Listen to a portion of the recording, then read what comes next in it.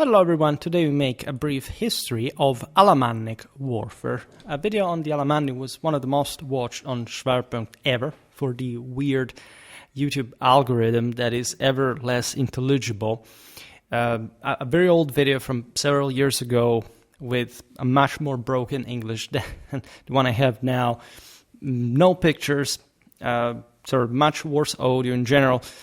Keeps being watched because YouTube suggests it to you. Chances are that you subscribe to my channel through that.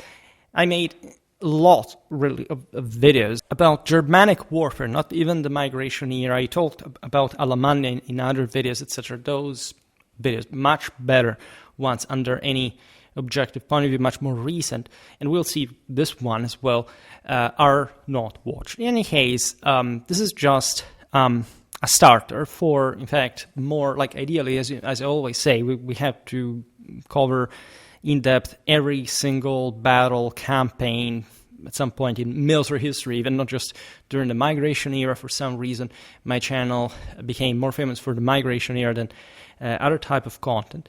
The Alamanni are very fascinating Germanic people. They're among my favorite, telling the truth. Elbe Germans, in part stemming from tribes descending, in fact, from the old Schwerpunkt Confederacy. They became themselves a confederation of Germanic tribes primarily located along the upper Rhine Valley and in the region of the Agri Decumates. Their military history spans several centuries of conflict and interaction with the Roman Empire and later the rising Frankish kingdom. So I presume I don't have to make an intro for each of these aspects. Let's say it's obvious that these peoples were among those that fundamentally coalesced in a politically functional way at the outskirts of the directly controlled Roman lands. They stepped up also in terms of military effectiveness, mostly because of political cohesion, but also Roman military influence. At least many of these peoples had fought against the Romans as much as in the Roman army at some point. And when we look at, say, the 3rd century, the 4th century, let's put it in this way, especially the latter, we are looking at a very different landscape from the one of the Principatus, of, say, Tacitus Germans. We witness, in fact, these confederacies are much more cohesive, united. From the tribes, by the way, that inhabited, as we've seen, this Germanic hinterland, historically connected with the empire, and they had heavily Romanized to the degree that their infantries, in particular, were an incredibly tough nut to crack. We've seen this in the video about the Battle of Strasbourg that we will naturally talk about today, Argenturatum. I also want to start a series about Julian's campaign, so we will see that yet again, but I made an entire tactical reconstruction video on the basis, of course, of Ammianus, where we noted the Alamannic capacity. So together with the Sasanians, say, ideally in these two extremities of the imperial frontiers, these were among the toughest foes that Rome had to meet. Right, the Franks were actually very similar to the Alamanni, both in their sort of confederal profile and consequently also their military styles, so to say. We will, if anything, talk a bit more also about early Frankish warfare, because we didn't make so many videos primarily focused on the military aspect. So today we make the thing very simple. We just observe make a summary essentially of and a criticism of all the major known, of course, military engagements in Alamannic history. At some point, also accomplish our magical sort of lottery of cyclical topics that recur. We will talk more also about Alamannic political, social history. It's very interesting. These people, as you know, remained essentially unchristianized until, say, the 8th century. This allowed us to essentially document their arms and armor for a good century beyond what is normally the case for Germanic people settled in the lands formerly belonging to the Roman Empire, because they hadn't stopped, say, burying their dead in arms, according to Christian practice. There's, of course, an interesting continuity in Swabia, right? That we're talking basically the same people, so there is all probably a medieval Alamannic slash Swabian identity that will actually bring to the peak Germanic power of the Hohenstaufen dynasty that essentially descended from these populations. Not just them, because Swabia was essentially the place of origin of the Habsburgs, of the Hohenzollern as well. So we're talking big stuff. I made multiple videos about medieval Swabia, medieval Alsace as well. So again, I don't have to present all of this. You can always rely on my playlists. We will focus here mostly naturally on early Alamannic warfare, given that, especially after the 5th century, this people is de facto controlled by the Franks, directly, indirectly, but essentially exhausting their independent military capacity. If anything, they will be Francicized, with Frankish counts marrying also the local nobility, and so you have mostly a Franco-Alamannic elite, especially, that is very different. Ruling, right, as an establishment is very different from the quite relatively unstratified people, I would say, the migration era, against like the moments of greater activity before. We'll see now also their proximity, for example, to Italy brought to some invasions of the same Italian peninsula. They had some sort of interesting political role in the balance of late 5th century Europe at the outskirts of Ostrogothic Italy, the nascent Merovingian Empire, of which they would become victim, so to say. And it's a very interesting story because they're a bit like, can say, the twins of the Franks, but in the international arena somewhat, and you can observe how they would politically take very different directions. We're actually very similar. Also, when we think, this Alemanni Christianized later, or they were apparently more aggressive towards the Romans, it's not really quite just a brand, like something just marking them. There were times in which they were allied with the Romans when the Franks were instead harassing the imperial frontier. So it really depends. But at some point, they really did contend from the Franks, probably the hegemony over Gaul, because that's eventually what happens. There were the people that, if winning against Clovis at the famous Battle of Tolbiac, they would have basically risen and probably followed in their sort of non-happen footsteps, meaning that also the idea they would have, for example, obstructed Christianization and or taken on an Arian, I'd say, profile is not necessarily quite the case. They had, as the Franks, the advantage of being very superficially Christianized, to the point Arianism, unlike among the Goths, for example, had not taken strong root, and especially they were less politically, less socially stratified. Sort of their elites were not yet so ideologically hierarchical in some ways. That's another story. But today we'll look mostly, as I was saying, about their warfare. Right. So emerging from the Main Valley in central Germany, as you know, like flowing to the Rhineland, the Alamanni evolved from fragmented tribes into a loosely organized confederation capable of significant military undertakings. This stemmed from the broader needs of defense during the migration era, also against Rome, right? The Alamannic engagements with the Roman Empire and the Franks reflect a dynamic interplay of aggression, adaptation, and even subjugation. I mean, they were all so close at the end of the day. It's even probably wrong to explain many times that there was some kind of a inner part of the Roman Empire, and, you know, as soon as you cross the Rhine or the Danube, it was another place where the Romans had no control. No, right? Basically, this was all framed within an imperial Catholic traditional rule of Indo-European origin. And of course, there was a lot of cooptational game from the Roman side, as much as sort of an aggressive posture from the side of certain Germanic chieftains that wanted to sort of gain more on their own terms in breaking through the Roman defenses. This is all shaped by Roman imperial policies that were the bigger deal, overall internal tribal dynamics about which we also know relatively less, and the shifting power structures of late antiquity.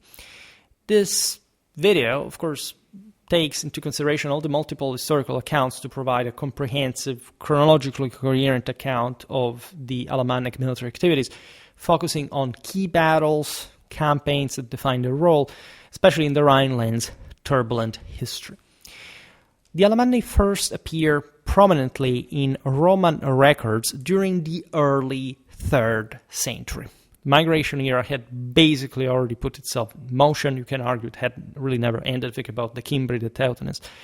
But this moment is a period marked, as you know, by internal Roman instability, the so-called crisis of the 3rd century, in fact, and external pressures on the empire's frontiers. I just recently made a video about Constantine's Sarmato-Germanic campaigns that, in a sense, were still addressing issues after the end of what is didactically intended like the 3rd century crisis, but still after the century of destabilization, and we've seen the Alamanni there, the Rhine frontiers. This was very important for the Romans. There weren't sort of very big, overly aggressive confederacies in the area. The Franks and the Alamanni were relatively new, and they weren't the most advanced among the Germans. If you take the Goths, they were sort of way more proactive and dangerous. But as we've seen, also the military qualities were increasing, right, in terms of probably military, political cohesion primarily, and military organization. In 213, following the assassination of his brother Geta, Emperor Caracalla embarked on a campaign against the Alamanni who had breached the limes. In particular, the fortified frontier in Raetia.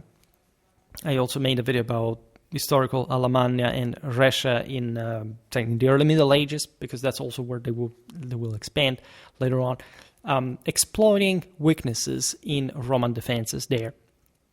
The Alamanni originating, as we've seen, as a coalition of tribes, really. The ones also we know from Tacitus' time, not quite individually, but there is so there are hypotheses about that. And they emerged in the Main Valley. Had begun consolidating into this confederation capable of coordinated incursions. The notion was essentially electing, in the broader Germanic tradition, some specific chieftains for war. At this point in history, they had gained, as we've seen, they weren't really very socially stratified peoples, but they were more socially stratified than before. This is a broader period of crisis. During the barbarian invasions, the barbarians hadn't really having it, good, right? If they succeeded in surviving, sort of, they had it, of course, better than they would have by remaining in the Barbaricum. But at large, there is already some sort of tension in as far as the scale of this political military organization is concerned. We've seen it in the video about the Battle of Strasbourg. The Alamannic infantry taunting their own cavalrymen because to dismount, because they feared that those noblemen would essentially abandon the field at that point, which was an actual concern, even among peoples that were basically obsessed with probably the equestrian mythological symbolism. This was true for everybody involved, the Romans and so on. Made lots of videos about this, but still, the notion is that, if you could arrive on horseback on the battlefield, but if you didn't dismount to fight face to face, it was especially a thing among the Germans that were essentially among especially these West Germans, not the Goths, that had lots of Iranian horsemen, sort of welcome among their ranks and nor subjugated under their control. They had the scarcest level of cavalry development in properly structural terms. Maybe just the northern German in the Norse in Scandinavia had less, right? Naturally, the profit for these eras, just for these chieftains, just like for the Romans, the hero is a horseman. I will make way more videos about this topic because it's notorious. We treat ancient peoples as if they were animated by some sort of democratic egalitarian ethos or whatever. Egalitarian, at least in order to maintain the individual solidity within the Coriaceous cohesion of the system. Also, the Romans believed in that, but as warriors, as citizens in arms. In fact, for these Germanic peoples, we also, use the term populus exercitus, especially as far as the people that really had put themselves in motion. The Alemanni wouldn't actually make a long march across Europe differently from, the Goths, the Vandals, etc. But their level of militarization was definitely increasing, and corresponding also to the pressures coming from the neighbors, and the general opportunities were presenting in the sense also along the Roman frontier that at some point not just was weakening, but was also needing a controlled withdrawal to salvage internal resources and installing certain Germanic populations as a buffer state to contrast the other. In fact, if you got the best land, say in Gaul, that's why, for example, the Franks were, in that sense, not particularly friendlier toward the Roman than the Alemanni, but settling on that land on behalf of the emperor and witnessing, the 406 human tide crossing the Rhine, breaking the defense as well. They had some sort of double standard, admittedly, but also they felt like they were being damaged by such invaders. Caracalla's campaign of 213-214, remember at this point, we're before the 3rd century crisis per se, we're looking at a massive, largely stagnant, so to say, there wasn't much to rise sort of in pre-industrial society through, but a largely stable universal global empire as Rome really was. And I really mean global, because in their view, and also in these people's view, objectively, like the world was ruled by Rome. And this campaign was a multifaceted response, combining direct military action, as usual, with diplomatic efforts of some kind. Caracalla defeated several Alamannic groups in battle, though the specifics of these engagements are sparsely documented. We just know that the Romans launched these incursions. They exterminated a bunch of groups, of clans, and they returned with spoils of war, slaves, plunder, and so on. We know also that, of course, after this, because there were always sort of, for example, a pro or against Roman faction within Alamannic policy, and other tribal leaders were secured some treaties with Rome. The identities of these chieftains remain unknown due to limited sources, which is completely normal given the times and places. Caracalla's most enduring achievement was the reinforcement, however, of the Agri de Cumates, this warm, fertile region in Central Europe between the Rhine and the Danube rivers that the Romans had historically conquered, also because the limit of the vineyard, sort of, that's what marks Roman expansion, for different sort of logistical supplying reasons. Also, there are certain substances, literally, that you can use from these crops to, in fact, preserve better other, the agricultural surplus and so on. I'm not going to descend that. We'll talk about it another time. But it was definitely a coveted land by the Alamanni. They were just also basically next door. Well, in the Agri de Cumates, Caracalla strengthened fortifications. This would encompass Raetia and Germania Superior. So the southern part of the Rhine, respectively, actually, most of some part of today's Switzerland and southern Germany. More or less, of course, the boundaries changed. These enhancements secured the frontier against Alamannic incursions for approximately 2 decades, so not too long, because you know that in the 30s you have the 3rd century crisis. This is, however, a testament to Caracalla's strategic foresight in stabilizing a vulnerable border. Consider that these peoples had been on the other side for centuries, and mostly, as we've seen, been manipulated, been within the Roman sphere of influence.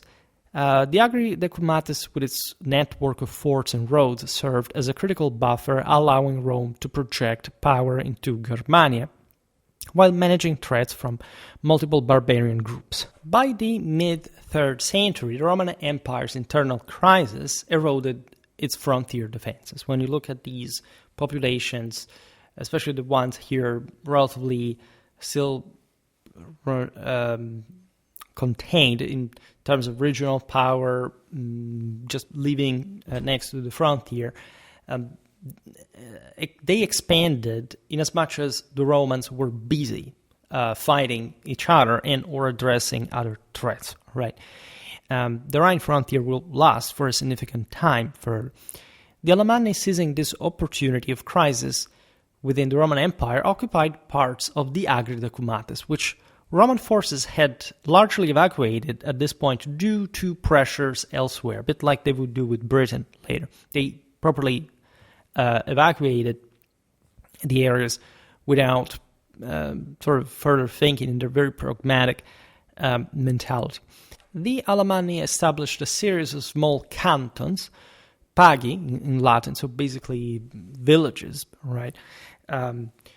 Primarily along the east bank of the Rhine, though some extended into the hinterland as well. These pagi, often paired to form hereditary kingdoms known as regna, were led in fact by some kings, intended really as, here we're looking at petty kingdoms rather, chiefdoms of sort, supported by a warrior aristocracy, so the magnates, the optimates, that were rich in cattle, in estates, especially now these more sort of stably territorialized realities, different from the Barbaricum, and professional war bands, the armati, so the military regiments. I made videos about the Germanic Gefolgschaft that, as you know, it contains great part of the ancestral Indo-European legacy of most European populations. There's a distinction a bit between the Zippe and the Comitatus, as you know, that we also discussed. It was essentially a time, ideally, in which every armed man or man that could at some point bear arms was considered properly a nobleman.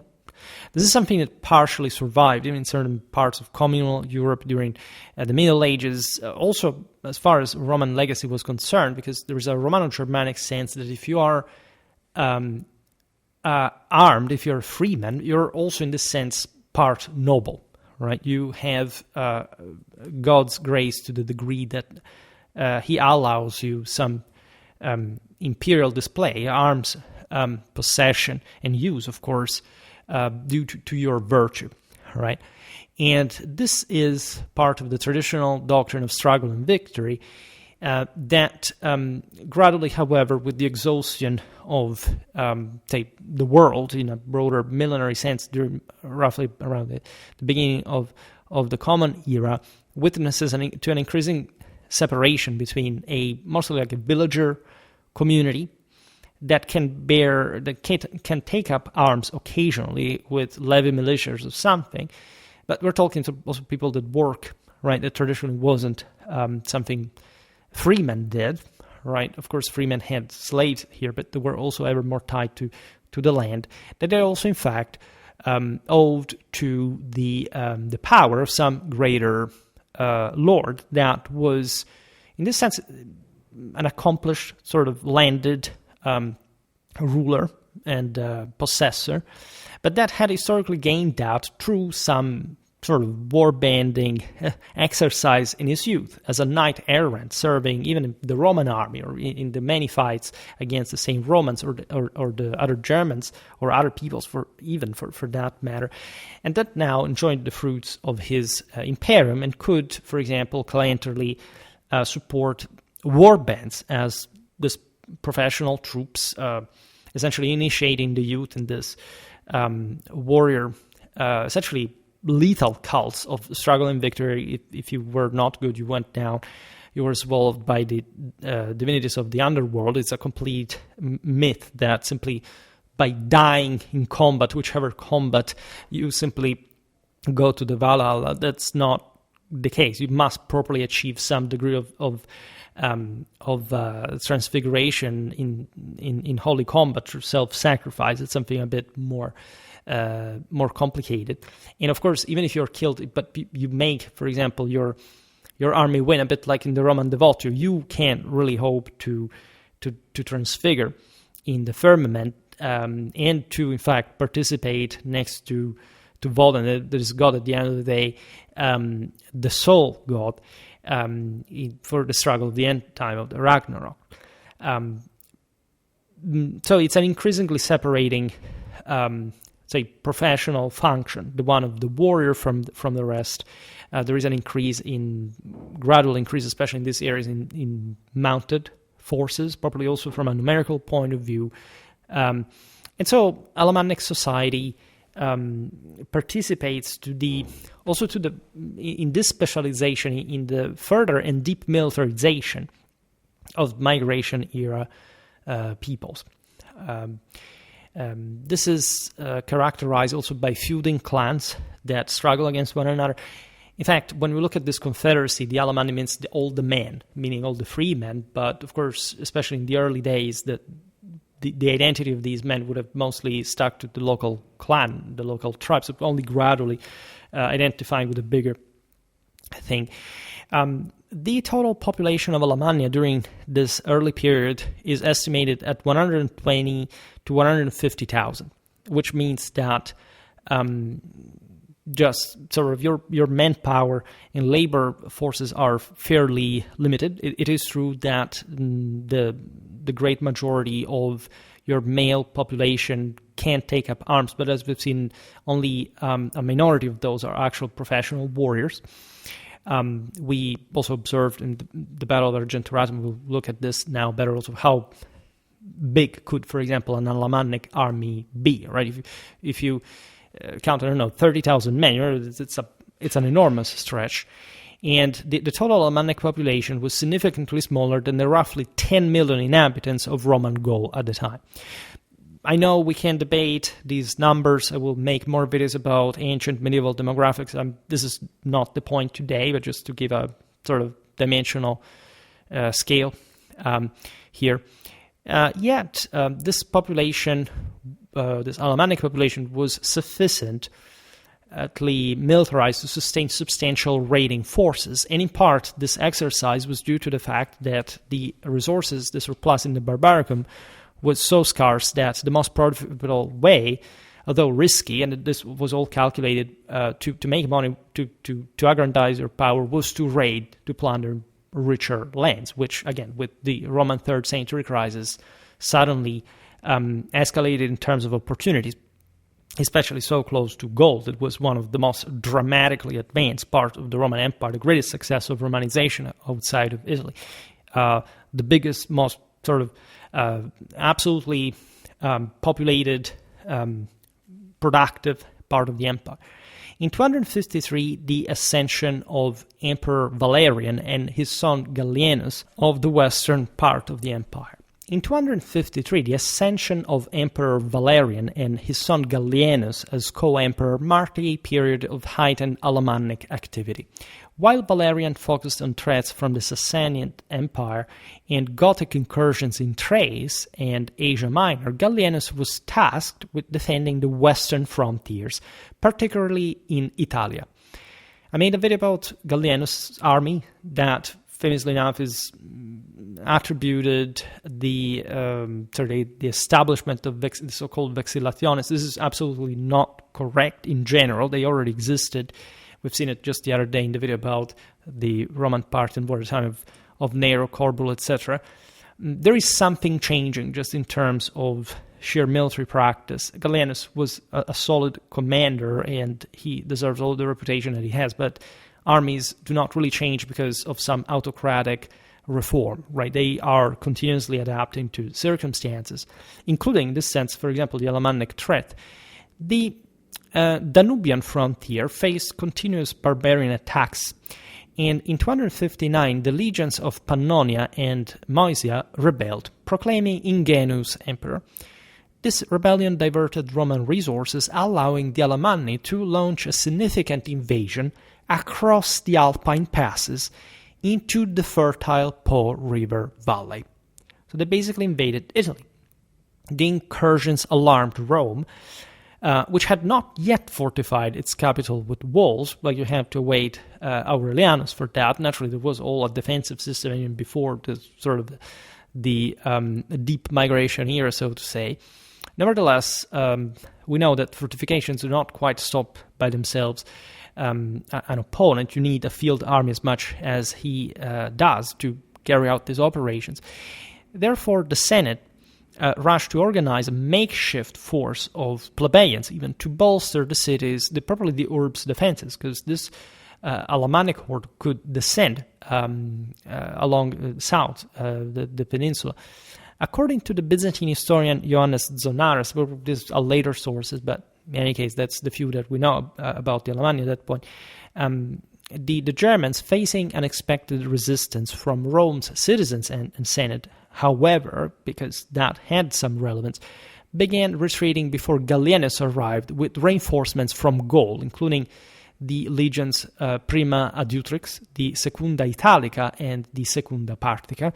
If you're interested in the Italic defenses and sort of warlikeness still in the 3rd century at the time of Maximin Thrax, for example, you can check out that video because there is still an Italian centrality in the empire that is a bit underrated, especially also compared to provincial forces. You know that this is also the century of the so-called Illyrian emperors that weren't, perhaps ethnically speaking, even descending from Illyrians, mostly from areas that had previously been inhabited by the Skordiski, Celts, etc., that were definitely more militarized, were more primitive interland populations that were, however, incredibly aware of the importance of Rome to the point of wielding her empire as well, and that essentially saved the Roman Empire and even restored it to a greater glory, as we've seen also with the recent video on Constantine, among others. In the ensuing Battle of Mediolanum, fought near modern Milan, Gallienus reportedly defeated a force of course, this is a ridiculous exaggeration, but numbers in history have to be understood in different terms, as we'll see now. 300,000 Alamanni, which didn't even exist in total. What does this mean? It means that it was a big army, right? They may have not been even 30,000 warriors, or not even probably 30,000 men altogether with field aids and so on, but something along that scale, like a few tens of thousands, sure, to worry Italy, Rome, right? In any case, the victory earned Gallienus the title Germanicus Maximus, and exposed at the same time the strategic vulnerability of Rome's reliance on frontier legions without adequate internal defenses, because here the threat posed by these populations was relatively new. The same Marcomannic wars had showed something like that, but in northeastern Italy, in Pannonian places that were also historically a bit more militarized. Arriving to Milan, that was one of the most important cities in the empire, a great center probably of Romanity from an entry point of view. It was a big deal. But after all, you have just to cross the Alps. So this means something has changed also from the other side. In response, Gallienus implemented a major reform, that is the one we're talking about, that is actually not historically recognizable when one gets really picky. And so there is this alleged notion that he was the one who established a mobile field army, as if this hadn't existed before. And it's wrong to think that it was simply composed of cavalry forces, for example. Cavalry is not really on longer distances and in greater quantities making an army speedier, right? There's the sense that these horsemen had to rush from place to another, maybe at a provincial level a bit, maybe, yes, at hundreds of kilometers of distance. But the point is that the Roman legions had already, because of manpower shortcoming due to civil wars, had to create makeshift forces by uniting forces from different legions historically. And the vexillata is a very old term. It had always existed. It simply refers to the fact that these units were under not the legionary standard and eagle, but under some smaller ensigns. We'll talk more about this. Again, Gallienus, great leader, there is no doubt. But Mediolanum would become actually the center of this force concentration at a point because of the Alamannic threat under Gallienus General Aurelius, based in Mediolanum itself. Yet there is nothing really radical, innovative, revolutionary, reformistic about something that was already underway from quite a while. This force, however, was now more aware and designed to respond swiftly to barbarian incursions within the empire, addressing the limitations of at least temporarily static frontier forces, right? Depending on why they remained along the local defenses rather than moving into other nevralgic areas that were under threat. And this was a political issue, not a military one. The Alamanni's persistence in exploiting Roman weaknesses continued into the late 3rd century. In 268 or early 269, they, alongside the Jutungi, another Germanic group, I can make a video about them in the Migration Era People series, crossed the Alps once again and advanced towards Lake Benacus, modern Lake Garda. As a medievalist, I can't help but notice that this was obviously the same identical, preferential, at least, route, the Via Imperii that the Germanic emperors in the Middle Ages used to descend in Italy through the Brenner Pass for their Roman expedition and crowning. So very strategic, essentially the Adige Valley in northern Italy between Lombardy and Veneto. The Roman frontier had been weakened by internal strife, including Aurelus's revolt and the assassination of Gallienus. Emperor Claudius II, nominated by Gallienus on his deathbed, defeated Aurelus in a siege at Mediolanum and then marched north with a combined force incorporating remnants of Aurelus's troops. The Battle of Lake Benacus was a crushing Roman victory with future Emperor Aurelian present, though details of the engagements are once again scarce.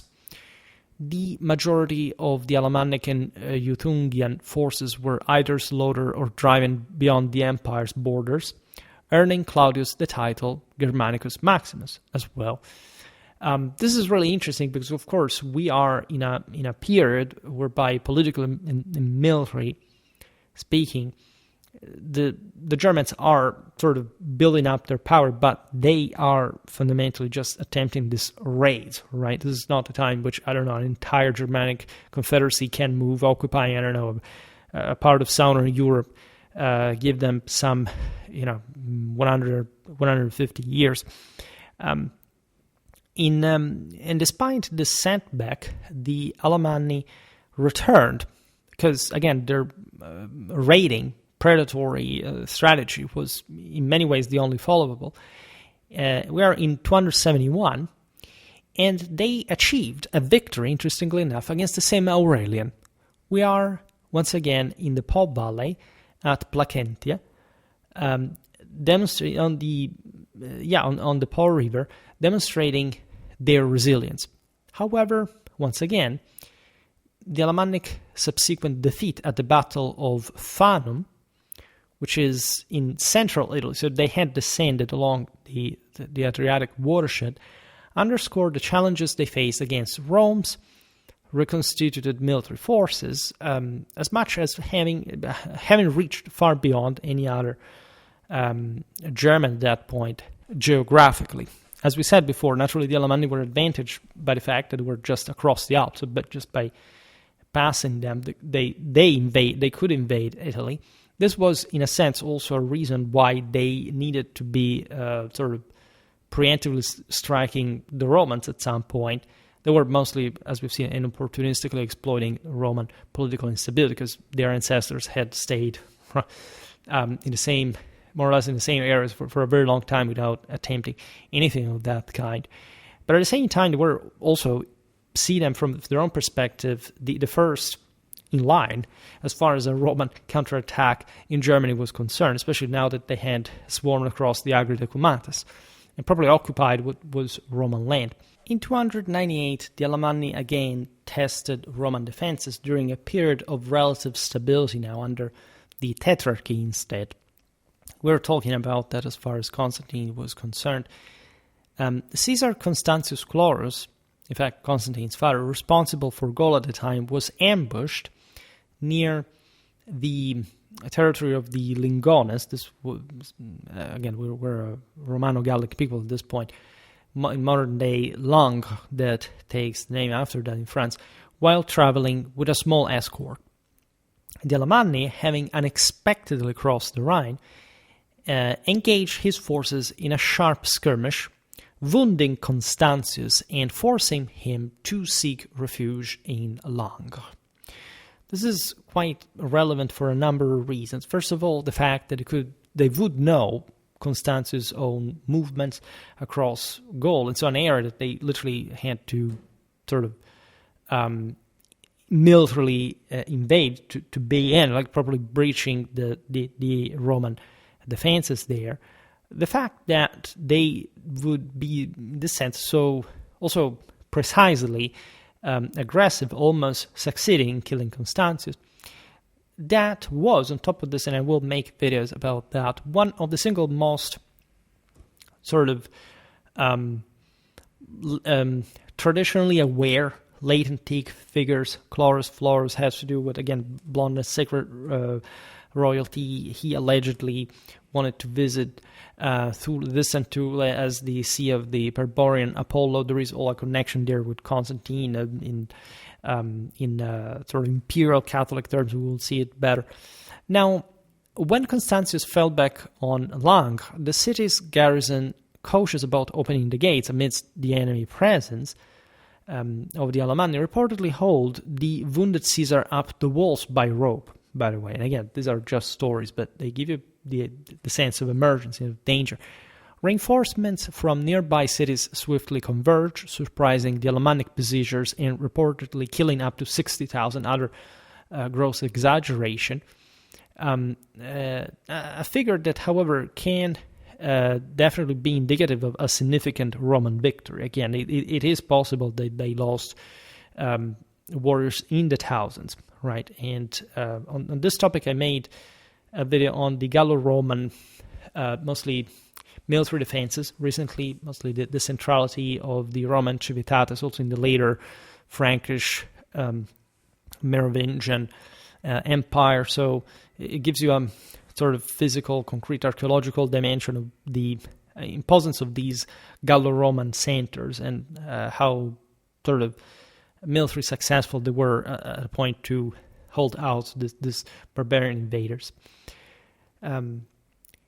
These engagement at Langres underscored the Alemanni's ability to exploit Roman vulnerabilities, such as underprotected frontier regions, evidently, but also the empire's capacity to mobilize regional forces to counter southern threats. These guys could also enter, but once they had plundered and they were coming back home loaded in this loot, and or when they were concentrated in a siege, sort of properly encircling the city, scattered all around, they were very vulnerable. And we know, of course, that the Romans took advantage of this.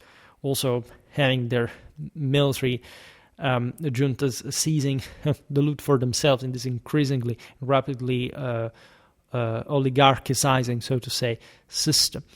That is, in fact, Constantius and Constantine will at least allow in acceleration. Constantius' survival and the subsequent massacre of the Alamanni reinforced Roman authority in Gaul, though the frontier remained a contested zone.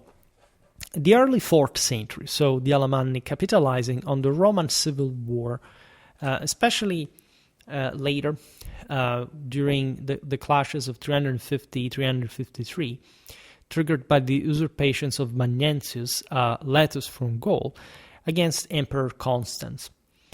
While Rome's best troops, including the Gallic Comitatus, engaged in Illyricum during that war, the Alemannian Franks overrun eastern Gaul and Rhaetia, capturing, I'm switching to ecclesiastical pronunciation because we are in the 4th century, it's purely arbitrary, but so I do, capturing numerous forts and demolishing their fortifications. They established permanent camps west of the Rhine, using these as bases to pillage Gaul and abducting allegedly over 20,000 Roman civilians for labor in their fields. All right, in the typical, remember before what we said about nobiliar warrior mentality, that never works, right? He's dedicated to military, religious affairs, and slaves work for him on these fields, and now also were taken away from the Romans and worked by Roman slaves. This period of chaos allowed the Alamanni to entrench themselves in the Agri Decumates further, which they viewed as their territory now by right of conquest. In general, the Romans had not, the Agri Decumates had also, as you know, been conquered in a later phase compared to the early establishment of the Rhine and Danube frontier under Augustus, the fact that it also fell earlier. And they were, again, a pretty interesting corner, both for local resources and strategic significance. In 354, Emperor Constantius II, having defeated Magnentius at the costly Battle of Mursa of 351, and the Battle of Mons Seleucus, campaigned in Raetia, driving the Alamanni out and securing treaties with kings Vadomarius and Gundomadus. These treaties temporarily pacified southern Alamannia, but the situation in Gaul remained precarious, exacerbated by the rebellions of Silvanus in 355 at Colonia Agrippina, Cologne on the Rhine. This is interesting also for the fact that the Alamanni were tendentially trying to secure the Alpine passes of Raetia, right? So to gain some defensive advantage from the north, even though their base of operation was the Agri Decumates, as we understood. In front of this situation, Constantius responded by appointing his cousin Julian as Caesar to restore order, despite Julian's lack of military experience at the time, having spent his time studying philosophy in Athens. All right. Also cultivating his sort of classical views on religion that opposed Christianity to a degree at the time.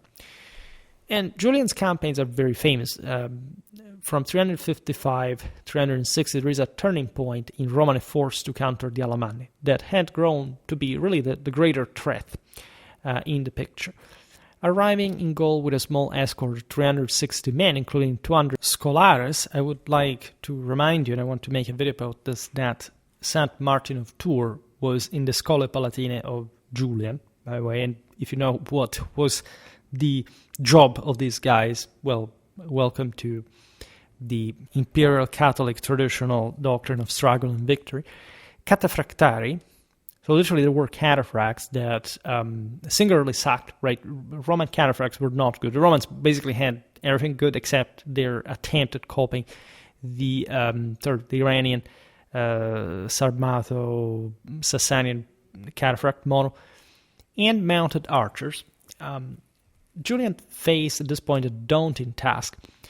The Rhine frontier had largely collapsed at this point, and there was a major threat, properly, of entire collapse under specifically Alamannic pressure. Not much the Franks yet. This is a moment in which you realize how history could go in different ways.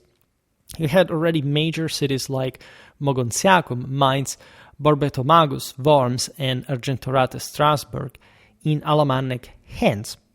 Only Colonia Agrippina and a few forts remained under Roman control in the Rhineland. They were important. It's not like the Roman presence could simply evaporate in the moment. This also allowed, in fact, Julian to use this cornerstone to pivot like a major strategic effort.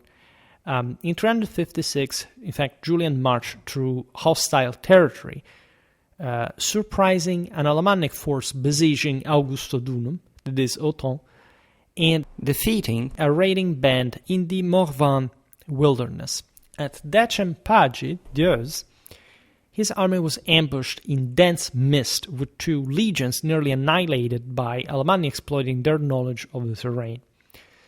Auxilia Palatinian regiments rescued the situation, demonstrating the effectiveness of Julian's elite troops.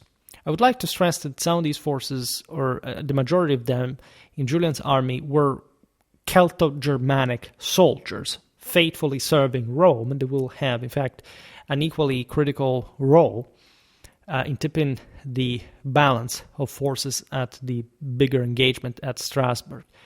After routing another band of Alamanni at Brumat, Julian recaptured Cologne from the Franks that had at least gradually expanded in the surrounding, securing a peace treaty that allowed him to focus on the Alamanni now. In 357, Julian faced his greatest challenge at the Battle of Strasbourg, a pivotal engagement against the Alamannic Confederation led by the formidable King Cnodomar, nicknamed the Giant for his stature and energy. Cnodomar, supported by 7 other kings including Westralp, Urius, and Suomar, mobilized an esteemed 25 to 35,000 warriors. They were likely, pretty high level, probably were something like 30,000 or slightly less, including non-Alamannic allies, which should stress, but there was possibly Burgundians, mostly. I made also videos about the Burgundians that can explain why that was the case in the moment. So we're looking anyway a pretty consistent part of the Alamannic people. There were some Alamannic chieftains in Alemannia that were not following Cnodomar. This was also normal, but great part of Alamannic manpower was at the Battle of Strasbourg. The Alamannic strength laid in their professional war bands, as we understood that, led by nobles who could each muster about, say, 50 warriors, supplemented by levies of freemen. We're looking at peoples that, as we've seen, mostly mastered infantry, warfare, brutal infantry, but orderly infantry charges, preceded by the throwing of heavy javelins, just like in the Roman guys, by the way, with the same penetrativity of the Roman weaponry. Naturally, the war banders in the first ranks were also better equipped than the rest of the force. We're looking also, and Ammianus explains this during the battle, some very thorough professional expertise of these guys in hand-to-hand combat, right? Being able to throw on the ground their opponents through certain specific athletic moves and apological skill, and therefore being quite a challenge for the Roman legionary as well. Cnodomar, aware of Roman cavalry superiority, because the Germans, at least these West Germans, did not have overwhelming numbers of cavalry compared, say, to the East ones. The Romans, we explained, considered properly the Germans here in basically what would become today's Germany, a people separated from the Goths. It's as if, there were two different peoples, even though we understand them to be both Germanic to different extent, if you consider, as we said before, maybe an Irano-Germanic profile of the Goths, but in general, so I'm actually a proponent of the idea that there wasn't even this enormous ethnic mix. If you consider, yes, there were lots of movements, subjects, war bands were subsumed in the broader core, but if you follow the path of these peoples, their ethnogenesis, they were largely Germanic, even in the easternmost, surely more mixed groups. This doesn't quite matter. They also didn't fight so differently from one another, like the East Germans just had more and better cavalry. Cnodomar devised a stratagem to intersperse light infantry among his cavalry to target Roman cataphracts by stabbing their horses' unprotected underbellies. Julian, commanding approximately 13,000 to 15,000 high-quality troops, including the Palatini-grade legions, the Auxilia and Vexillationes, advanced from Saverne to confront the Alamanni on a gently sloping hill near Strasbourg, possibly near Oberausbergen. Today, these areas are French, as you know, Alsace, but even you have Frankicized, let's say, German names for the quite tormented history of this land. At the crossroads, Strasbourg it properly stems from being the town of roads, because this is really the core, as we've seen also in the Alamannic perspective between Gaul, Germany, Italy. All right, so quite a strategic center. The battle, fought in late summer, likely August, began after a 6-hour Roman march. Julian initially proposed delaying the engagement due to his troops' fatigue, But his officers and men demanded immediate action, meaning that their morale was high as a kite, and the Alamannic position on the hill's crest held the tactical advantage. Also, however, showing that, of course, they didn't have much interest to simply venture out without further advantage. Cnodamar's cavalry, bolstered by infantry as we've seen, successfully disrupted Julian's cataphracts. This is very interesting. It caused a rout that Julian personally rallied for how sort of threatening this was. He was sort of very close to his men in 4 positions, also risking his life for that matter. Again, the video about the Battle of Strasbourg is very old. However, it does faithfully follow Ammianus's account, which is essentially the most of what we know about the engagement. It is fairly detailed, so it explains everything. What is fascinating is, again, that cataphracts are taken down by this mix of essentially infantrymen and lighter cavalry. So some sort of combined armed tactics that also shows that, of course, to some degree, these cataphracts would have been so costly to be probably small in number, and the Germans on the flank of the battlefield, because this was essentially the German left and the Roman right, could sort of overwhelm them. Consider that cavalry probably takes over infantry in the Western art of war by the mid-6th century. Up to that point, infantry was stronger than cavalry. You could have isolated incidents of cavalry breaking through some infantry force. We've seen it at Magnesia, etc., but it was not really normal, right? And so in general, this Roman readaptation of the cataphract model of the steppe did not quite succeed. If you look at the performance of Roman cataphracts historically, it was not good.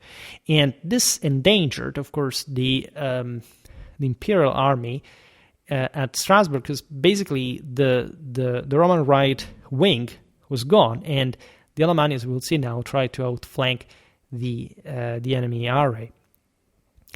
And it's at this point that the Roman infantry, particularly the Primani Legion and Batavian cohorts, held firm against repeated Alamannic infantry charges, including a wedge-shaped ox head formation that briefly breached the Roman line, also frontally.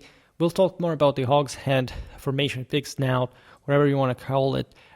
This wasn't really an actual wedge formation. It would have been sort of suicidal for anyone leading that. It was mostly the process whereby, like in a battle line, you have one sort of elite, more confident section of it, preferably led by the leader that sort of springs out of it, leading the attack on the line, on the part of the enemy line that at least is meant to give way under the onslaught of this picked force. And so the other lines following, right? And so creating this wedge, but it's not like literally there is the triangle with the single guy at the top. It would have been nonsensical. It would have been the first guy down by all the javelins of the enemy line, especially if this was the big guy, the leader, whatever. However, it sort of illustrates the actual reality of Alamannic warfare. The Romans had also something similar for that matter. They were mostly still renowned for sort of colder blood, sort of more stringent discipline. But if you look at not much, just also late Roman warfare, the story of the Barretus, etc., but also pre-Greco Roman history had mostly that silence order, cold blood, contrasting with the attack, the springing forth from the most hyped units. We've seen it at the Battle of Pharsalus, for example, in Caesar's own account, that literally wanted to exalt and highlight, to properly exploit that warrior individual dimension of the legionnaire that was, yes, historically framed within that more rigid discipline, but that was exactly the perfect mix to achieve the highest military standards at the time. The Roman reserves, led by the Primani, counterattacked, closing the breach and pushing the Alamanni back. Mostly the critical clash was on the right flank, but again, these Celto-Germanic auxiliaries managed to fence off the Alamannic attack, the risk to, with a domino effect, collapsing the the Roman formation from the flank to destroy the entire host. As the Germans became exhausted against the Roman auxiliary forces, their line finally collapsed. The sense was a bit like the stereotypical situation for the Celts, for the Germans. The Germans were considered to be more resilient historically, but it's also a matter of how these sort of migrations had historically exhausted themselves, that they concentrated everything on this frontal attack, on the immediate energy, immediate power. But after that, they became exhausted, as much as for example, their logistics was stretched, poorer than the Roman one. So these forces had to arrive and break through immediately, even at the strategic level, because they didn't have much to fall back on, if not in case of victory. Roman forces pursued the Alemanni to the Rhine, where many drowned. The battle resulted apparently in 6,000 to 8,000 Alamannic deaths, with Roman losses at 243, apparently, including 4 tribuni in the front, fighting in front ranks.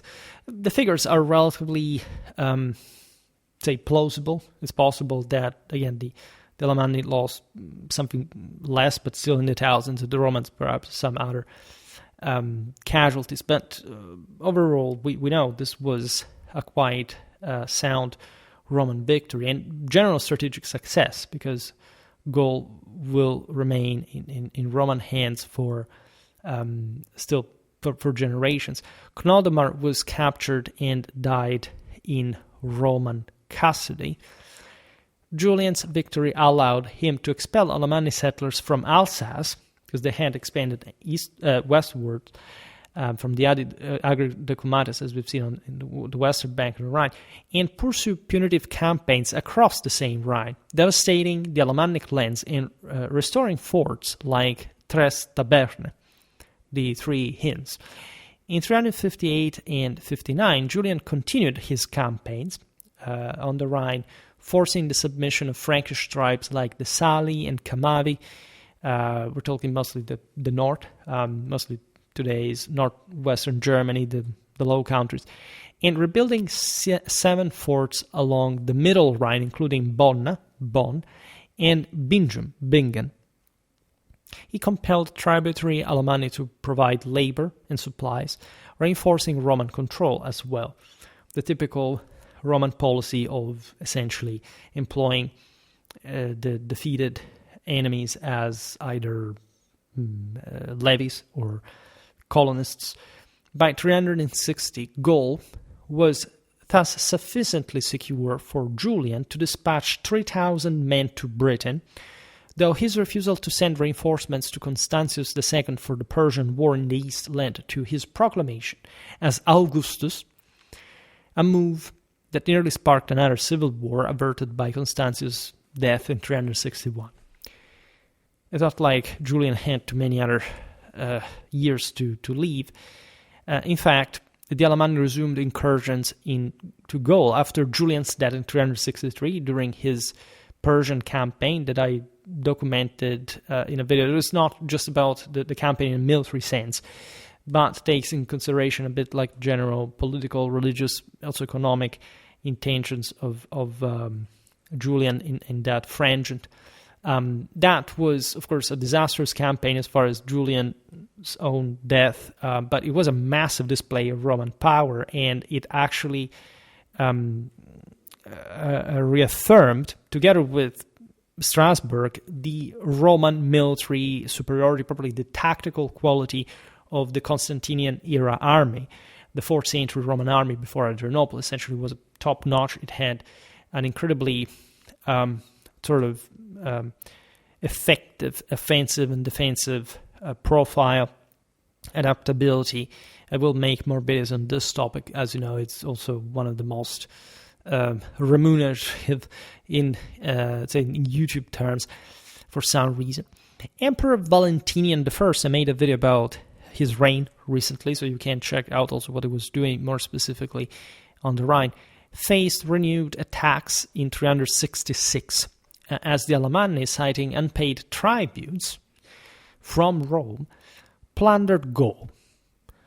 The Romans habitually paid these peoples to stay quiet, and to an extent it was of course worth it. It's not like some YouTube sort of clickbait titles, thumbnails say, "Oh, the Byzantine Empire collapsed because they paid too much tribute." Yeah, because you surely knew how to not to pay enough tribe not to collapse. Absolutely. Also because the Byzantine Empire lasted so few that, of course, you surely know better what to do, more than a Roman emperor, how to control an ecumenic dominion. Sure. Valentinian's general Jovinus defeated 2 Alamannic detachments along the Moselle, and then routed the main force at Chalon-sur-Marne, what we think was the theater of the later Battle of the Catalonian Plains, even though we don't know exactly where. Also, as most of these battlefields, telling the truth with actual precision, killing up to 10,000 Alamanni and restoring Roman discipline. By the way, if all these tens of thousands of losses had been true, the Alamannic people probably would have not existed. Surely they took heavy losses, and these were quite dangerous. Surely the Alamanni were walking on the edge here. But at the same time, it was sort of difficult to simply sort of dislodge these people even from across the frontier. And so these scenarios repeat themselves over and over again. These groups try to break through, they get defeated, they withdraw. In 368, the Battle of Solicinium saw Valentinian and Count Sebastian defeat an Alamannic army encamped on a hill in Württemberg, possibly near Echingen. Valentinian narrowly escaped capture during a reconnaissance. So again, these Germans carry out their ambushes because they again specialize in what can, of course, save them with minimal effort. Valentinian apparently lost his helmet and standard bearer. The Romans assaulted the hill where the Alamanni were encamped, driving them into Sebastian's forces. It was a trap, much more sort of strategically orchestrated one from the Roman side, that resulted in the Alamannic total defeat. This victory, though costly, reaffirmed Roman authority in the region. In 378, 10 years later, the Lentienses, that was a Latin name for an Alamannic branch, invaded Gaul. This were, again, there is not quite formally unitary Alamannic people, at least acting in unison. There are different groups, clans, factions that decide, okay, we're the better ones, we want to show you how we can break through. They tested each other also in this way. It was a matter of great honor and prestige to be able to challenge Rome. Also, this Alamannic group is crushed at the Battle of Argentovaria, this is near Colmar, by Roman forces under Nannienus and Mallobaudes. The Lentienses, led by King Priarius, lost allegedly 9,000 men and their leader, effectively disappearing from historical records as a consequence. Emperor Gratian earned the title Alemannicus Maximus. This is more specific than Germanicus, signaling a significant setback for the Alamanni. This also signals that these confederacies were ever more internationally recognized and consolidating properly in a political identity sense. By the mid-5th century, the Western Roman Empire's declining power allowed other groups to assert dominance. As you understand here, not much had happened in the meanwhile. At least there were other clashes, but they were minor really.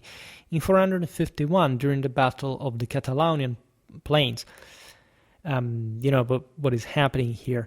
A coalition led by Flavius Aetius and Visigothic King Theodoric I faced Attila's Huns. Some Alamanni likely participated, possibly on both sides, as it was actually normal, reflecting their fragmented loyalties amid Roman weakness. This is interesting because we know more about the Burgundians. At least we know of the same level of ambiguity because these peoples straddled the Rhine, right? We know that the Franks were at large from the Roman side as federati. However, we know that we are sure that there were Frankish war bands also from the Hunnic side. Whoever wasn't with Rome was with the Huns, and vice versa. And as we've seen, especially these big battles are, a moment of great exaltation for the fantasies of these migration-era warriors. Think about the importance of Attila in the Nibelungen lead for essentially the Burgundian legacy, even though things are a bit more complicated. There, Wu is Wu.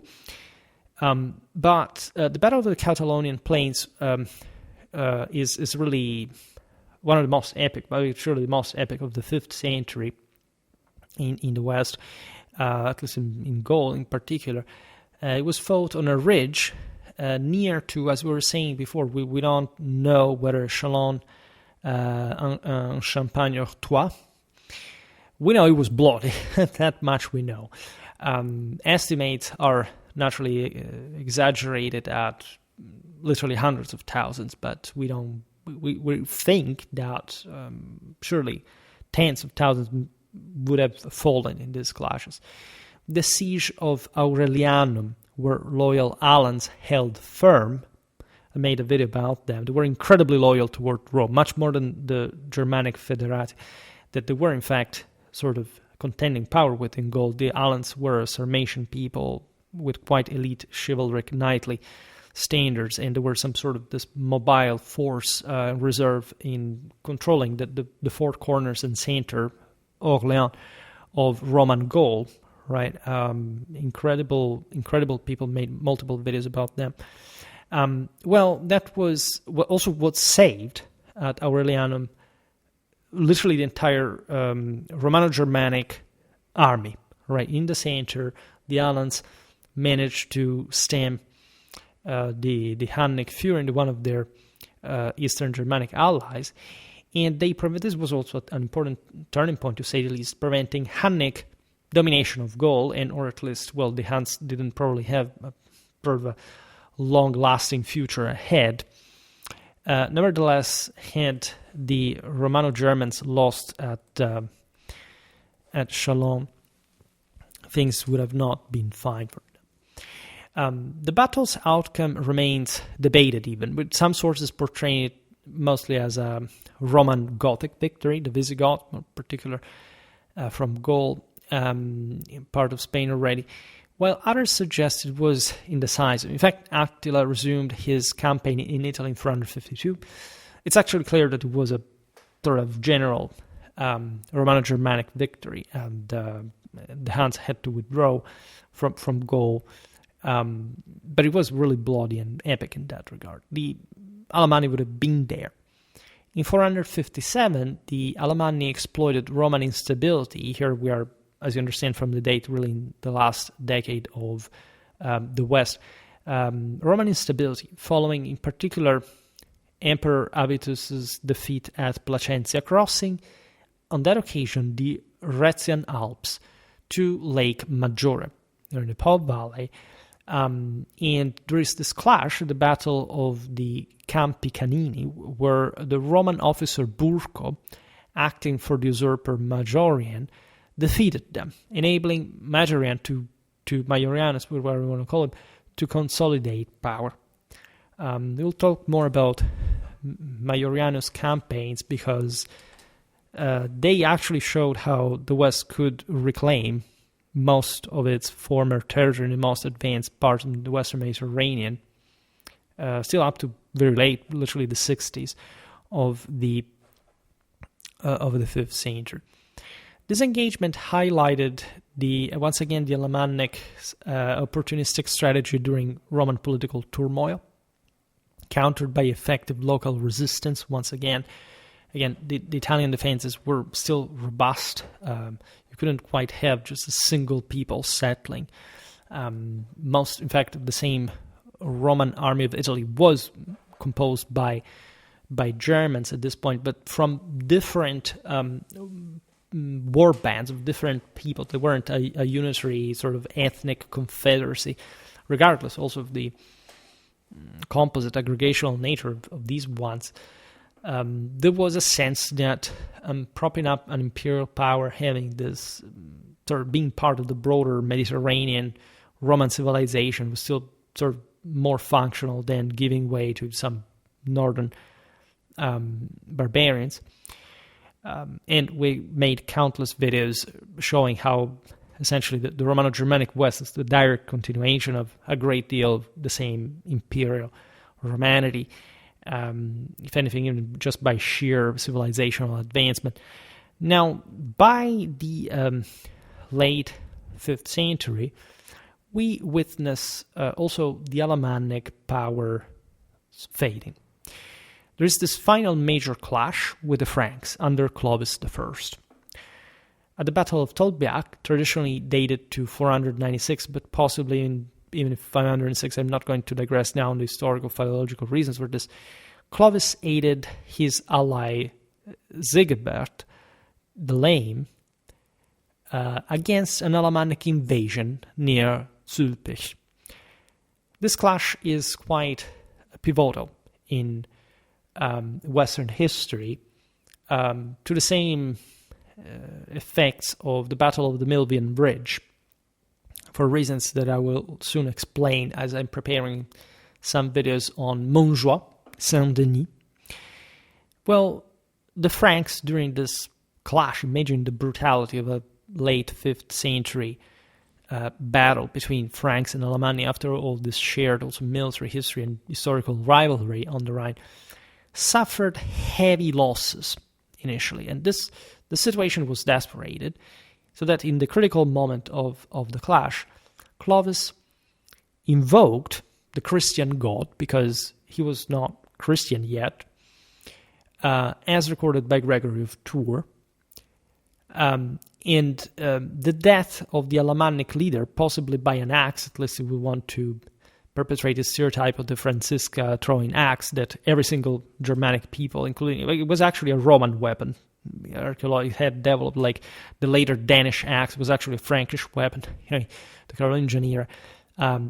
Never mind, but this is of course quite also a weapon that you must know how to use. Kings trained for this very well, throwing axe, and this led to the rout of the Alemanni, cementing Frankish dominance in many ways. Naturally, this is the whole deal. I will not digress on Clovis's familiar religious, spiritual background. His father was de facto a Roman federatus, a Romano-Germanic commander from the Salian petty kingdom of Tournai. His mother was a Thuringian Arian princess. And Clovis had thus two souls, the ones that would eventually oppose, in fact, the Merovingian Catholic Christian Franks and the Byzantine Empire against the Gothic axis of Arian Italy, Spain, and these Arian Christian or even pre-Christian, so non-Christian Central European peoples that north of the Alps were trying to escape Frankish pressure. The Alemanni were, of course, Clovis made his dramatic choice after, of course, fulfilling his vow with God at the Battle of Tolbiac. Some say this battle didn't happen. Well, I want to believe it did. Choosing, of course, to convert directly to Christianity, not to pass through Arianism, perfectly marrying with the Gallo-Roman elites, establishing the Frankish Empire of what we know in Legacy, made so many videos about the Merovingian connection between the Frankish connection between the Merovingians and the Carolingians. It is true that France, a certain part of the empire, was born there, right, in a broader story, and it was simply continued from Roman times there. Many people do not accept this interpretation because they don't even properly cultivate the sense of imperial Catholic traditional belief of these peoples, even before Christianity, which people, in fact, have no clue of, because, of course, people think that Catholicism existed only after Christianity. And that's, of course, like a miserable condition enough to be in intellectually and more. Nevertheless, the Alemanni were one of the aforementioned people that was, as eventually the Battle of Tolbiac/Zülpich shows, quite freaking out because of German expansionism. Still, at this point, they could have actually, imagine Clovis died at the battle. Well, the Alemanni would have maybe taken the Frankish place at that point. They were not late, but after all, they lost. And so they lost also their historical independence as a not quite friendly and cooperative people, because the Alamanni maintain a bit of their own antagonistic mentality towards especially the Frankish Empire, save like a bit like the Saxons to rise to the top, in particular the Swabians, as we recalled before with the Hohenstaufen, to the top imperial Germanic power ever historically. Now, you understand that today's video is very sort of concise regarding Alamannic military history. This is just like, as I said at the beginning, a starter. There are all historical depths we could reach. Some people think that it was a possible third battle in 506 near Strasbourg that further weakened the northern Alamanni, who were incorporated into the Frankish Empire, while, and this much we know, southern groups sought protection under Ostrogothic King Theodoric the Great, Dietrich von Bern, Theodoric of Ravenna, who interceded to limit Clovis's aggression. This is interesting because Theodoric's letter to Clovis in 506 and 7 acknowledged the Alemanni's defeat. We have this probably international sort of diplomatic information, and placed the Alamannic southern remnants under Ostrogothic protection, as we've seen within the confines of this power that from Italy still control essentially up to the Danube and up to Belgrade, the Illyricum along the Danube and so on, securing Raetia, because essentially today's Switzerland, the Swiss Germans are the product of this. They are, the Alemanni, as we've seen, had historically dwelled in the lowlands, right, in the fertile territory of what would be today's roughly Baden-Württemberg, also the Main region, part of what would become Franconia later. Different, there are, I'm not going to digress on the various frontiers, I don't know, Swabian, with Bavaria and so on.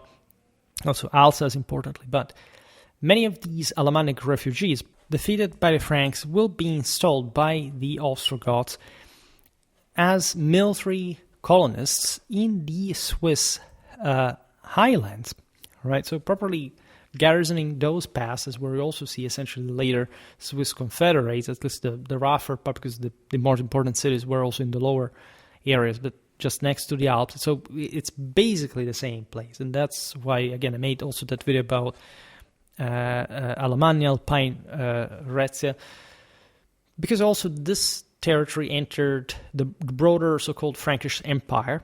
The Alemanni maintained always some kind of decentralized autonomy, because at some point, of course, the Franks had better things to do, such as fighting among each other.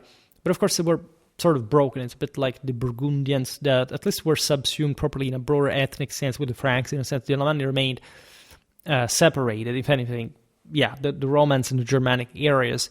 That was true also for the Franks between Neustria and Austrasia, for example. So it's a complex picture. Today, we do not digress on, again, that sort of medieval history.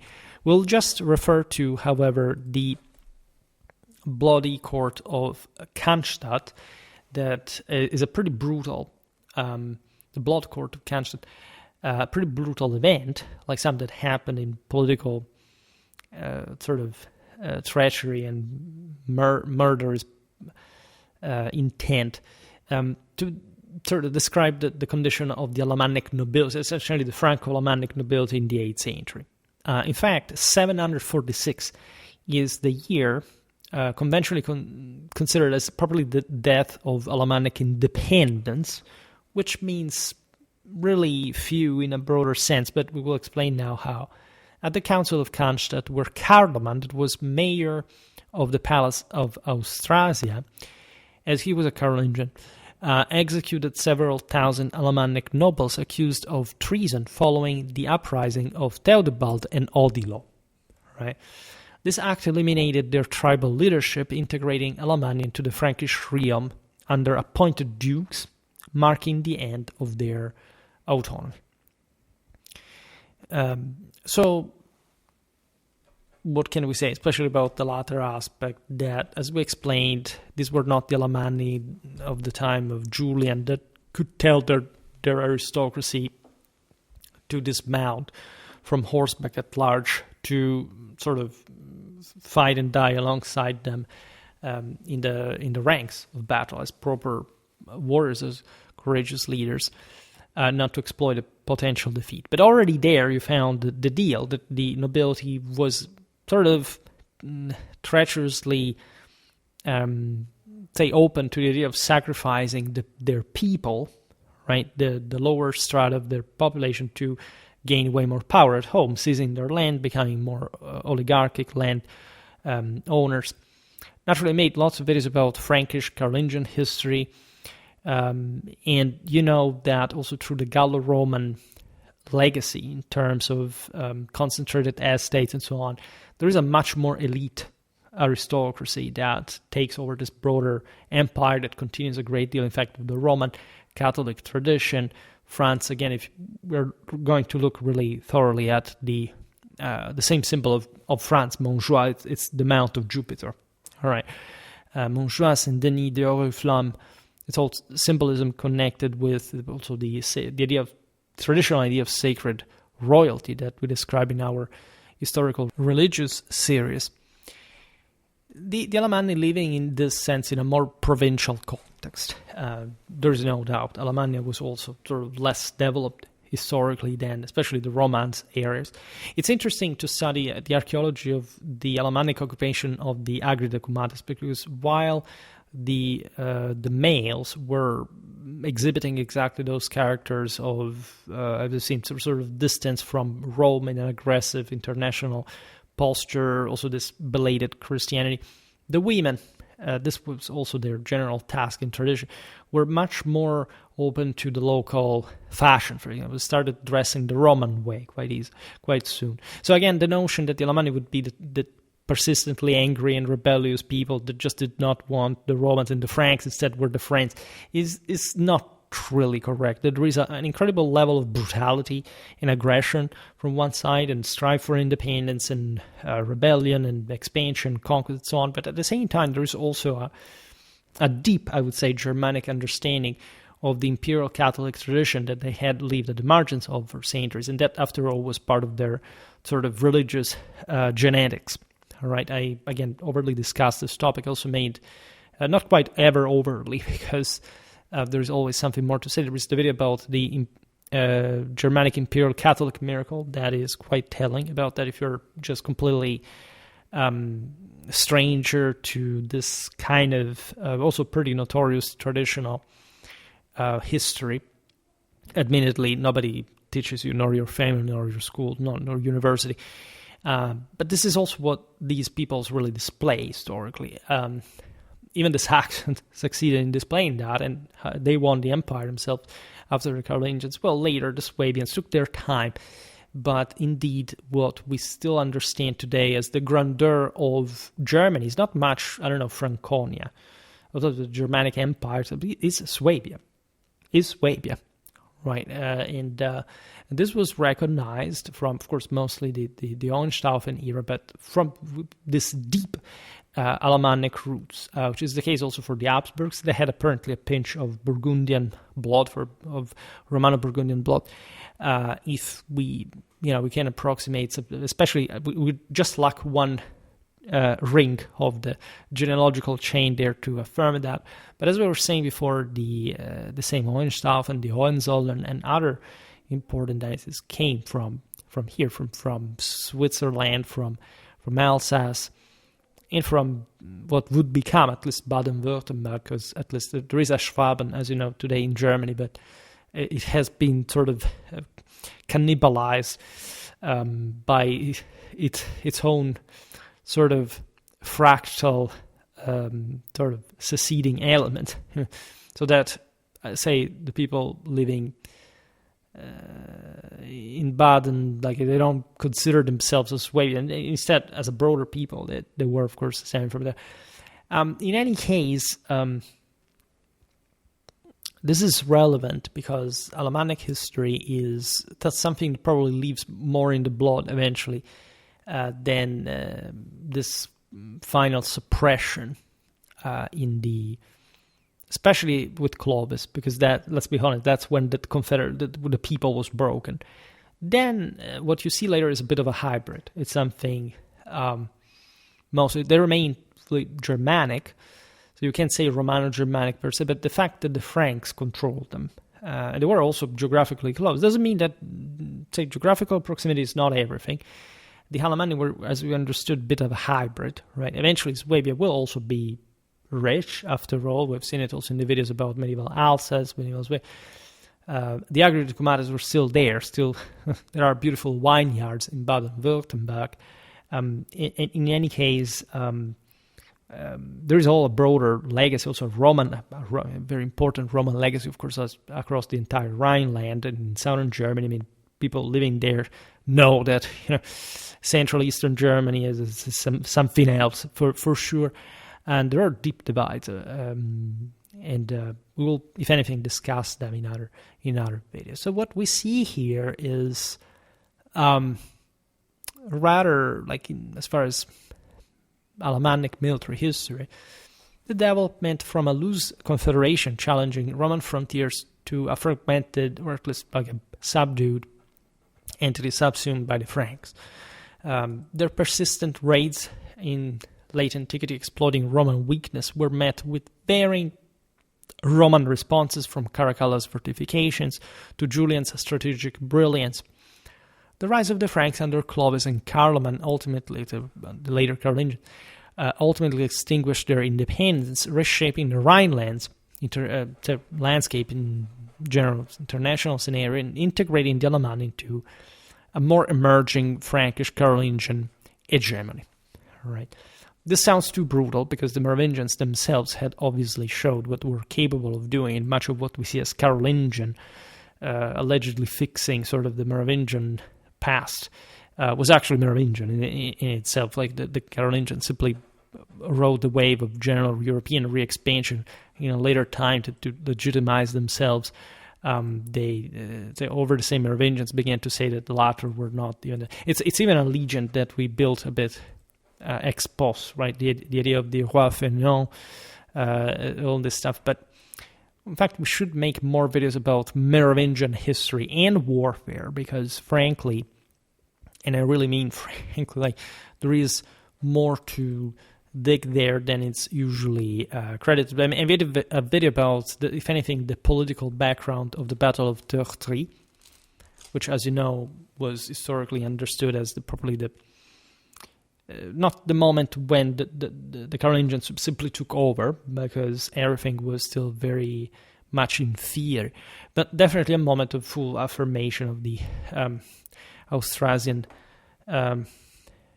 masters of palace that eventually would consolidate with the Pepinid Arnulfingian grab, like, probably on the entire Frankish kingdom and empire. And we call it empire because at this point, like, the Franks historically controlled all these various other peoples, the Aquitanians, the Burgundians, the Alamanni, etc. And so they weren't a simple Romano-Germanic kingdom. They already had inherited a massive imperial legacy, and also with, in fact, a great deal of inspiration to the Romans. So this is an incredibly important aspect of this people's history, and we will surely make more videos about this war, this picture, and there's so much to dig in. It's almost incredible. Very well. I'm glad. I think I already created an Alamannic history video, because for some reason, we mentioned them in more than 3 videos. If make more than 3 videos, even 4 here. That becomes a playlist, right? That's my modus operandi. In any case, we can do this, of course, for different populations. It just seemed to me that such a warlike frontier people, especially fighting against the Romans in a relentless way, invading Italy, threatening to hegemonize at some point Gaul in lieu of the Franks, and considering their re-emergence, perhaps the name didn't help historiography. The fact that we call the Swabians later Alamanni, or the product, of course, of that Franco-Alamannic establishment, doesn't make us recognize the continuity there, the national, the provincial, the regional, however you want to call it, continuity of the Swabians, right, from the Alamanni, that were in turn also carrying a Swabian legacy, because, by the way, I didn't say this today, but we all know it, in their ethnogenesis, they were called Suebi, in part because they were Elbe Germans and they had historically been part of the Swabian Confederation. There were some actual Suebi tribesmen that created Alamannia, that was eventually called Suebi also for more sort of ethnographic reasons. But there is at least that connection, and that's also something you want to remember. Very well. Really, I was waiting to do something more specific and sort of effective like this. I don't know if you noticed, but I don't have too many views lately. Apparently, there is a huge issue with YouTube since mid-August with AD blockers for everyone on the platform. If you look at other channels too, they don't make as much as they used to. And it's not like we don't make those views, but YouTube does not count them. Fortunately, the income remains the same because apparently with ads, in spite of what this the block name would suggest, the actual clicks as far as ads, advertisement clicks are registered, so we get the same amount of money, but we have apparently very few views because we don't. YouTube itself doesn't register from those we use AD blocks. Some say it's caused by it eventually causes a drop in desktop views, but I've looked at computer views. With me, it's the same. But I definitely registered this lower views. Some of you even asked me whether it was shadow banned. No, that's not how it happens on YouTube. Really. Maybe that video on Hitler was signaled with some hateful content. I don't know why, because it was actually a pretty limpid video. It was not talking at all about anything controversial per se, nor there was any hate or whatever. Naturally, YouTube does not respond. But I don't think there is any. I think the issue with the channel, I think it's all about, again, this new problem, which is a problem because even if we get the same views and some are not registered, at the same time, YouTube's algorithm, maybe, and I'm not sure about this, but this is actually the case, still makes less people, to make certain channels less viewed. Some say that it's the algorithm that they launched in March. In March, I got less views. I was getting so many views. Last year, for some reason, exactly the type of changes that the AI YouTube uses happened. So literally, I have the best content right now in terms of script, of language, of video, of audio. But this AI, I think, explicitly cripples channels of my size, especially also of historical content. Perhaps I'm going to make a video about this to explain this better. It's not a usual excuse, or maybe they literally said it's the case. So this is really a pity because we're doing finally well. But I must thank you anyway, because even though there isn't a huge engagement, I really see how people keep subscribing, are curious about my content. So things didn't really go down irremediably. I don't know what's going to happen in the future. I hope they're going to fix the AD block thing, because I still consistently made higher views up to a few time ago. So it's possibly really about that we'll see. However, again, I'm always glad to make this kind of content. I hope really that you enjoyed it. And in fact, for today, stop it here. I hope that you enjoyed this video. If you did, please share it. Otherwise, leave a like or subscribe to my channel if you're interested in my upcoming content. As always, I thank you heartily for listening to me. I wish you a nice time and see you next time. Bye.